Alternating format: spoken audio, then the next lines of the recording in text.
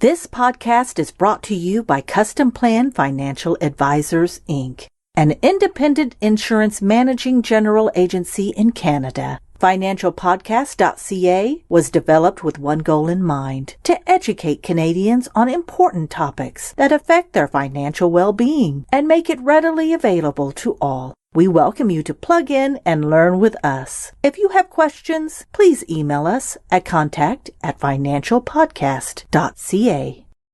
Good day, everyone. Welcome to Financial Podcast. I'm your host, Darlene, and I have a very special guest with me today. Some of you may not be aware, but Customplan Financial Advisors sponsors every episode that we create.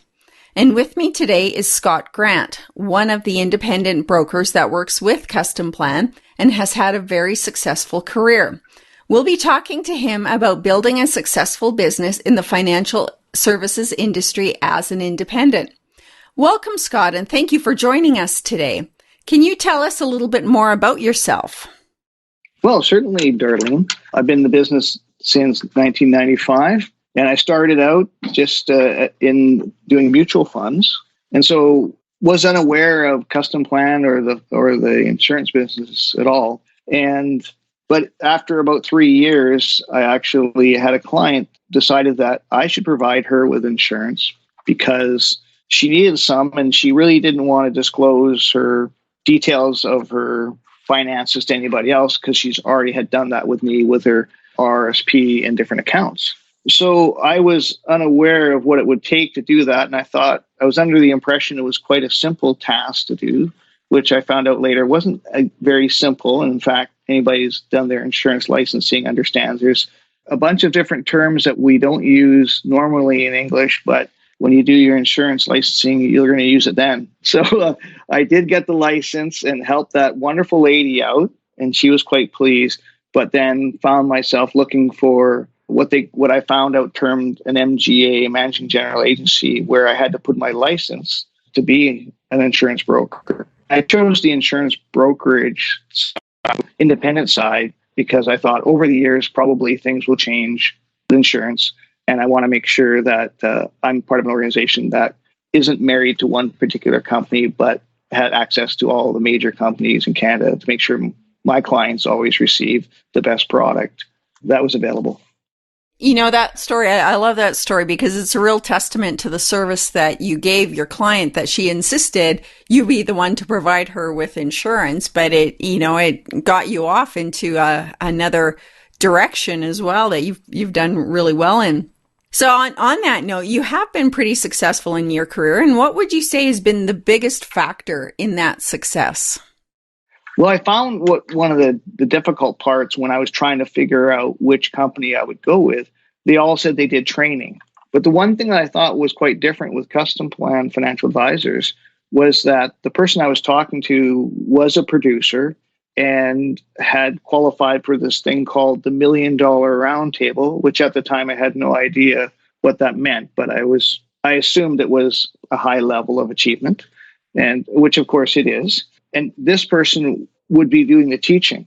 And what I found was, I remember the first day he outlined 26 activities that highly effective advisors do on a daily basis, which I had to put up my hand and say, I find it hard to believe that there'd be 26 things that an advisor would be able to do in a day just because of time constraints. And he announced that, well, for over a couple decades, he had done that every day that he worked. And did he share with you what those 26 things were then? Well, he did. And they were, and some of the things are things that you don't really think about. And one of the ways, and there's no secret, one of the things that he had was he had an assistant. So many advisors I found, kind of tentative in investing in their own business by having an assistant. So after that, I did get an assistant shortly after that, and found I had more time now that I wasn't doing all the paperwork to call more people, to meet with more people. And it's funny, most advisors, and me included, would say, if I could just see a few more people, I think I'd be more successful, which I found, yes, you're absolutely right. Yeah. Well, volume, right? Of course, the concern I had, and I think other people do, is, well, what if I can't get the appointments, or what if I don't meet enough people? Sure, that was a concern I had. But what I found was I was, with that extra time and the added referrals to the better service, because my assistant, I was seeing more people. And literally in the first 6 months that I had joined Customplan Financial Advisors, my revenue doubled, which, I was actually kind of pleased with what my revenue was anyhow. I was, I, like a lot of advisors, I watched my money. And so I was happy with that. Mm-hmm. And I was absolutely astounded that just making some of the changes that were suggested. And by the way, I didn't do all 26 right away. Yeah. I found it difficult to just, Carl said, you just implement what you can, when you can, as you can. Just like you don't go into the gym and start lifting the heaviest weights in the gym. You start out, smaller ones, and you work your way up till you get stronger. Yeah. So always pushing yourself to do a little bit more of those 26, every few months, or, whatever the case may be. Yeah. And probably the other thing that was helpful was that I had a mentor. And actually, I asked him to be my mentor, but I could have asked other people, but I asked him. And so I've had a mentor. And, sometimes I think I found people, they don't always want a mentor because they don't want to be accountable. And certainly I don't like being accountable, because I don't like somebody telling me that I messed up when I messed up. But what I found was it's really helped me to change the things I needed to change, and of course, he's just telling me things that he thinks will benefit me and my clients. So, and over the years, that's turned into 20 years in a row of being part of the $1 Million Roundtable for financial planners. That's definitely impressive. And I think mentorship is probably something that a lot of people don't really think about, especially in the professional industry, like mentorship, coaching.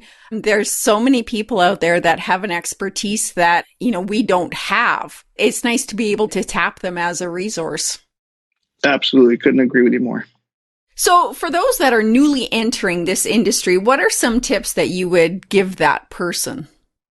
Well, one of the things that I did, and I think most people, anybody knew if they go to a meeting or whatever, I equate it to trying to you're thirsty and you want to get a drink, but somebody gives you a fire hose, and it's just, the information is coming at you so fast and hard. It's just, you don't really know what to do with it. It's absolutely overwhelming. And so outside of having a mentor, I did have someone else that I did collaborative work with, mm-hmm. because I knew I could do the simpler things, which I think in my case would have been like mortgage insurance. Somebody needs $500,000 of mortgage insurance or whatever it was. That's pretty simple to do for most people. But there was more complex cases, whether they were a professional or business owner, or they wanted to know how they could get a insured retirement plan using permanent insurance, or they wanted to do something with disability, which I thought, well, I'll never learn that. It has so many different variances in it that you have to address that I thought, wow. So what I did was I partnered with somebody that helped me with all these cases. And one of the concerns I had was, if I start sharing these cases with this other person, I'm going to make less money. And, and it was partly because I was starting out, and, I had these concerns because I had a young family.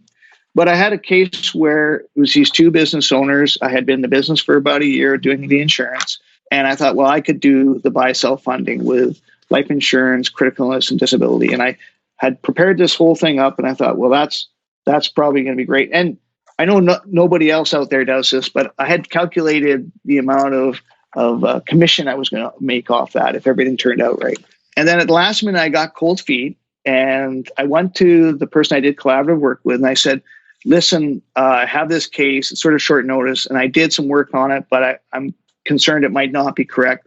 Would you like to do the case with me and come to the meeting with me?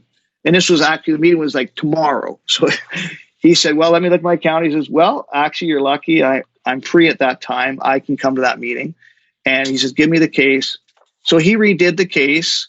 We went to the meeting. I didn't ask him anything about it. I just introduced him to the two business owners. And, thank goodness he was there. The guy asked so many questions about disability part of the insurance. And I thought, and the guy I brought with me, he could answer every single question. And this is the same guy that was really nice, but during the meeting, he wasn't so nice when it came to talk about insurance. He was actually quite aggressive. I found out he didn't really like insurance. And this guy that was really great, he says, well, do you do other things you don't like? And he says, like what? Do you go to the dentist? And the guy, well, yeah. Well, and you don't like going to the dentist, do you? Well, no. Okay, so insurance is like going to the dentist. You just go because it works. And anyway, the case, the two business owners got all the insurance. He answered all their questions to their satisfaction. So it all was put in place.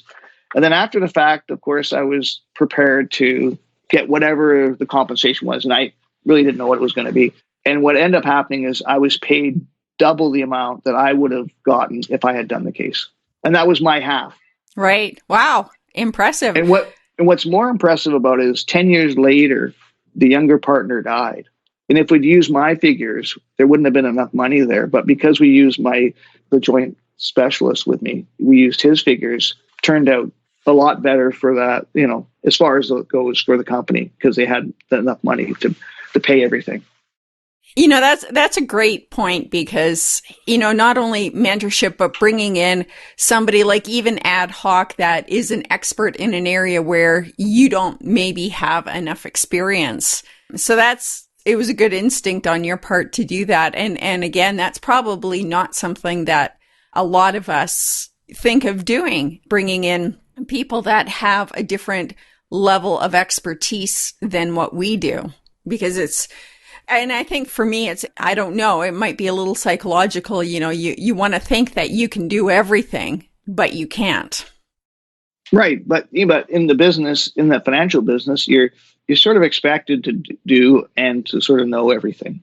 So, and when you begin, you really don't know much, but you're expected to do all these things. And somehow you get through it by asking enough questions to enough people. So I think in these sort of cases, you go, well, I'm just used to doing a bit more than I'm really maybe capable of doing. And in my case, wow, I'm so glad I brought the specialist. It turned out very good for everybody. And and I've done that ever since. And now I bring in people where I say, let's say it was you, and I say, well, Darlene's personality is more suited to these business owners I'm going to go see. Maybe I'll ask her to come with me. And then that way it'll make everyone more comfortable.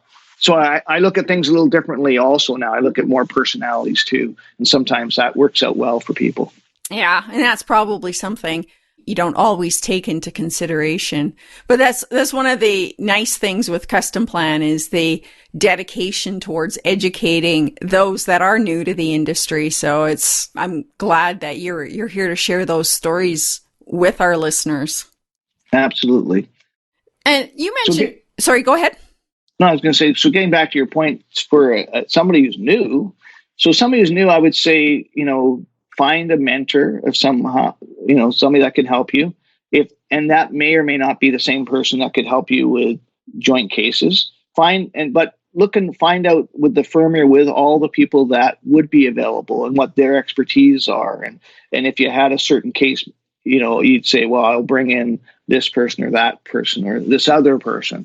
And sometimes it is personality. I've had a case where this guy, I just really didn't get along with him, even though for some reason he quite liked me. But he was really an engineering sort of philosophical type of person and always wanted to debate the philosophies of everything. And it's not really my thing, but there is a person that belongs to our firm who's very much like that. So I got the two of them together, and it was and it worked well. The guy opened up. He did a lot more business with us, and he still retained me because, again, he just felt a trust level with me, but bring the other advisors and brought in a lot more business and helped him, the client, to open up more because he felt that this other advisor understood him better. But for some reason, he didn't want to just go with the other. He wanted to use the two of us to service him because he had the trust with me. Well, that's great. Kudos to you for doing that. Because I think that connection when you're in a one-on-one client relationship like that, it's so important to have that connection. You can service your client better when you understand them better. Exactly. Couldn't agree with you more.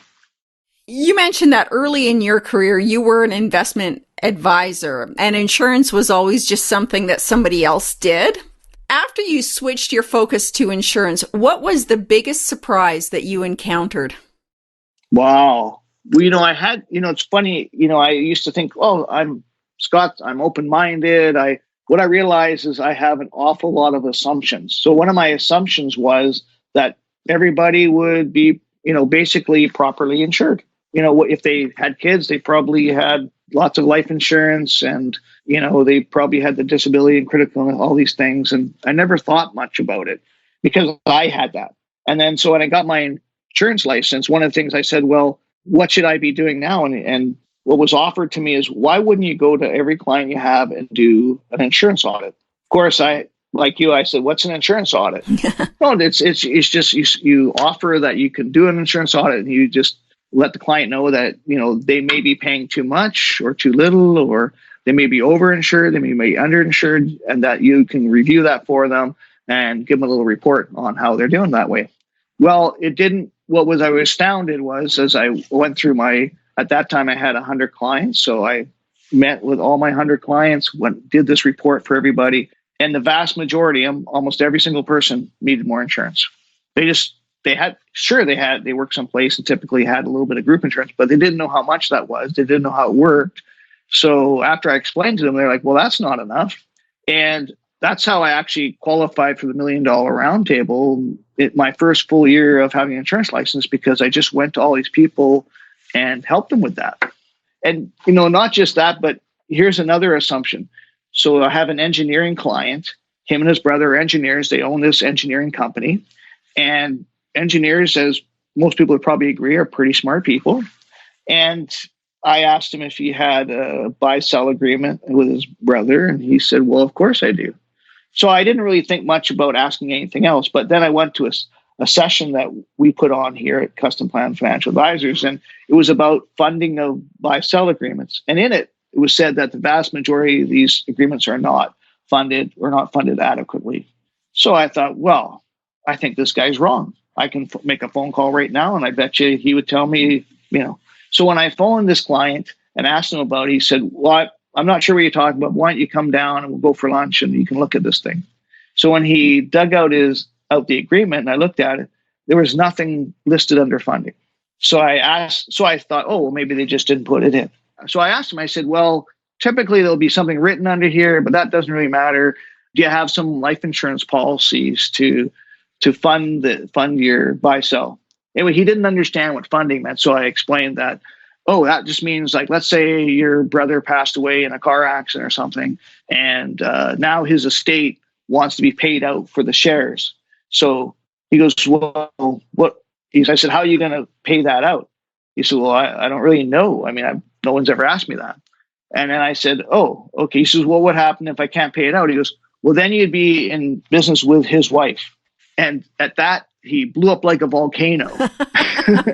And which I didn't realize, he didn't get along with his brother's wife. I never anticipated that, but he didn't. So, and at that, he said, listen, Scott, you have to fix this. You have to fix this now. So, of course, I went back to the office after lunch and again went to the gentleman I was working with and said, listen, you got to help me with this issue. And we wrote a bunch of policies on that company, and I qualified for the $1 Million Roundtable, vastly just because of these large policies that we had to write for that one case. But I had already written a bunch of cases that year on all my other clients. So it's, but assumptions and things, I think, it's just asking the questions. If you're new, just learn the questions to ask. You don't need the answers because people at work will help you with the answers. Just asking the questions, because we know that 74% of Canadians are either underinsured or don't have insurance. And I find that a staggering figure that, we live in Canada, one of the G7 nations, and we have such a low adoption to people having insurance. So when was that 74% calculated? When was that from? Well, this is a recent figure. So you think about it, how many times do you hear it? Oh, so-and-so passed away. Hey, just so you know, there's a GoFundMe page so we can help out the family. Yeah, I see that a lot. If these people have this insurance, why do they have this GoFundMe page? It's terrible. Yeah, you'd think that at the very least, the funeral expenses could be covered. So I would imagine that figure, like depending on when that was calculated, I would imagine that figure is even higher now because unemployment is probably higher. Yeah, so that wouldn't have been including 2020. But now I think you make a great observation, Darlene, that, with all the people that unfortunately have been laid off due to COVID, now there's even more demand. And so anybody who's new in the business, boy, do you ever have a lot of work you can do if you want to, if you just start asking people about how they're doing that way. I really like your suggestion about asking, the probing questions, like the detailed questions. I mean, sometimes I could imagine for somebody new in the business that you don't even know what you don't know. And I know we talked about that. So trying to find the right questions to ask would be challenging, but that's where the mentorship comes in. And that's where having, bringing in a specialist in a field that you can bring in on appointments with, that's where that's an advantage. So you bring up a lot of good points. So when it comes to Customplan though, and you've been with Customplan for a while now, what makes Customplan stand out from the other brokers? Well, one of the things that I've been very impressed with is, have you ever gone to somebody who was a quote expert to find out you kind of felt like maybe you knew more than they did? And unfortunately, in many of the insurance companies, not the companies themselves, the MGAs that are around, oftentimes they'll hire someone and pay them to be a specialist. Well, and then they'll answer your questions for you. And what I can tell you is here at Customplan Financial Advisors, the experts that'll be answering your questions for you are producers and have produced and currently are producing. And many of them are speaking internationally on the subject that you're asking them about. That's impressive. Yeah, there's a lot of things to be impressed about with this group, but it's nice when you can have that expert that's been in the field because they're relatable to you then, right? Whereas somebody who has not been in the field but knows a subject matter very well may not be as useful. So I guess that's another tip, right? Finding the right expert, not just an expert. Exactly. Yep. Couldn't agree with you more. So many things to learn in building a business. Right. And if you're talking to somebody who's there also or have been building a business, so like myself, I've 25 years of building my business. So I can talk from the aspect of being a producer. I can also talk to somebody about how it is being a business owner, how starting on as a sole proprietor, because I didn't have any business, and then growing my company. And so until I became incorporated. And so when is the right time to do that? What do you need to look at? This sort of thing to be an incorporated producer. And then how do you manage staff? How do you find them? What do you do? Like, how do they get trained? All these questions. And so there's a lot of questions out there. And one of the nice things is I can give you a handful of people that could help you from A to Z with all these answers. And probably until you get into it, you don't realize how much more there is to do or how much more you can do to continue the growth aspect of your business. I didn't know that actually just until now that you could incorporate when you're an independent broker. It never occurred to me that that's something you would do.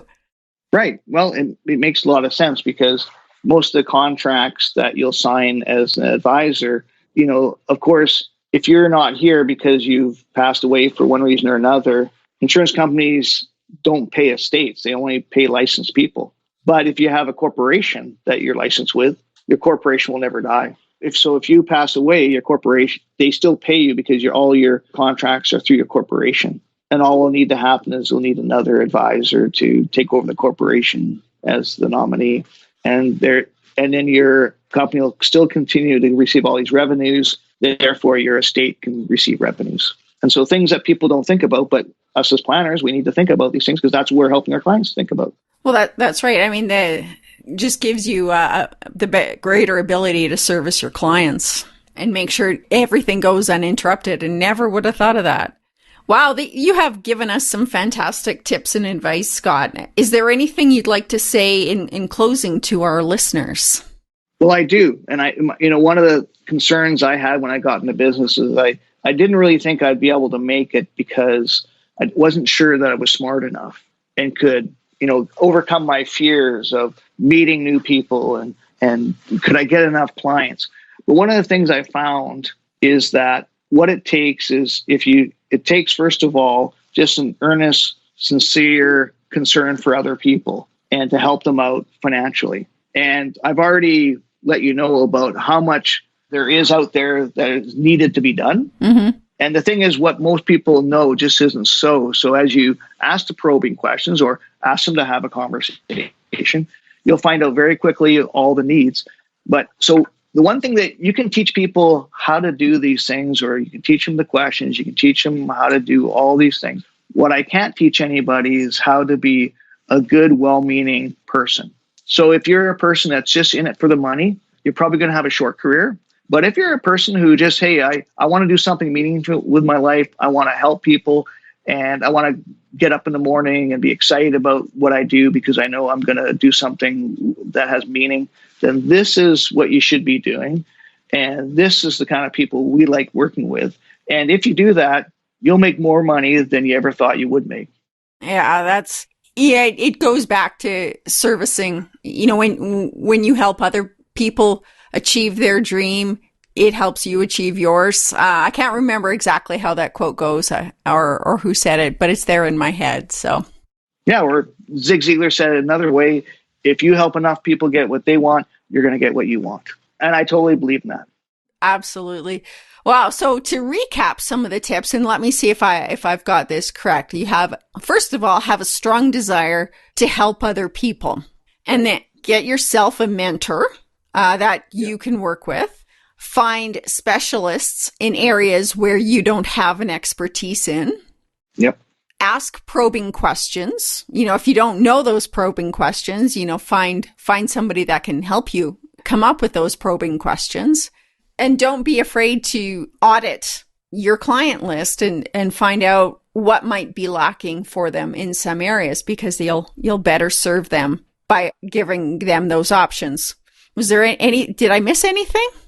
No, I think you've hit all the points. So, and of course, each one of those we could make into another podcast in themselves. So we really could. And what's great for me about doing this is I had very little exposure to insurance. My husband is the finance guy, an insurance guy, so I didn't really pay that much attention. But it's been fascinating talking to people of so many different skill sets on this program, and you learn so many different things that are valuable. So I find it's a lot more interesting than what I thought. Is that right? Yeah, it is. It's definitely more interesting. Had a conversation with a fellow that was an underwriter. Had been doing it for decades, and he had some fascinating stories. And he had some good tips for insurance advisors. And I spoke to a woman that's an expert in, she coaches in communication and speaking and public speaking. And she had some fascinating tips, particularly now, during COVID, when everybody is doing most of their appointments online, here anyway. It's been great learning all of these different tips because they can apply to so many different areas of life. And when we get to talk to somebody who has built a successful business and you provide these options, these common sense ideas for new brokers, I think it's a win-win. So if somebody wanted to get in touch with you, Scott, how can they do that? Oh, you can get a hold of me by, email at scottg@customplanfinancial.com or at my office directly at 604-558-5609. And we will have Scott's contact information on the website when this podcast goes live. Well, thank you again for talking with us today, Scott, and thank you everyone else for tuning in. If anybody out there has any feedback or guest suggestions, please send an email to contact@financialpodcast.ca. Thank you all very much and have a great day. Thanks, Darlene. The views expressed here are those of the participants and not those of Customplan Financial Advisors Inc., its affiliates, or subsidiaries. This is not intended to serve as a complete analysis of every material fact regarding any company, industry, or security. This presentation may contain forward-looking statements. Investors are cautioned not to place undue reliance on such statements, as actual results could vary. This site and podcasts are for general information purposes only and does not constitute investment advice and is not intended as an endorsement of any specific investment product or service. Individual investors should consult with an investment professional about their personal situation. Past performance is not indicative of future results. If you are unsure about what is the best course of action for you in your financial planning, then we suggest you consult a fee-based independent financial advisor or get in touch with us to discuss your individual situation. Our phone number is 604-687-7773.